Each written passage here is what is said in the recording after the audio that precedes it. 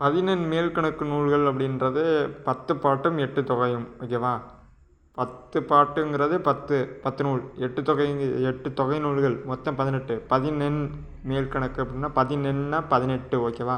மொத்தம் 10 பாட்டில் 10 நூலும் 8 தொகை நூலில் 8 நூலும் மொத்தம் 18 நூல்கள். ஓகேவா? அதில் 10 பாட்டில் ஆற்றுப்படை நூல்கள்ங்கிறது ஒரு 4 நூல்கள். திருமுருகாற்றுப்படை, புறநானூறு ஆற்றுப்படை, சிறுபானாற்றுப்படை, பெரும்பானாற்றுப்படை. அதாவது ஒரு புலவர் தன்னுடைய கஷ்டத்தை போக்குறதுக்காண்டி இன்னொரு புலவர் ஆற்றுப்படுத்துதல் ஆற்றுப்படை நூல்கள் அப்படின்னு எக்ஸ்பான்ஷன் பண்ணியிருப்பாங்க. ஓகேவா? அந்த மாதிரி சிறுபானாற்றுப்படையில் பார்த்தீங்கன்னா ஒரு யாழ் எத்தனை வகைப்படும் அப்படின்ற மாதிரி ஒரு கொஸ்டின் கேட்டிருந்தாங்க. ஓகேவா? அது நல்லா ஞாபகம் இருக்கா உங்களுக்கு? இப்போ கேட்டிருந்தாங்கன்னு நினைக்கிறேன். யாழ் அது 4 வகைப்படும். பேரியாழ், மகரயாழ், சகோடையாழ், செங்கோட்டியாழ்.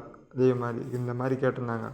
அதில் பேரியாழ் 21 நரம்புகளை கொண்டுள்ளது. ஓகேவா? மகரயாழ் 19, சகோடையாழ் 14, செங்கோட்டையாழ் 7. ஓகேவா?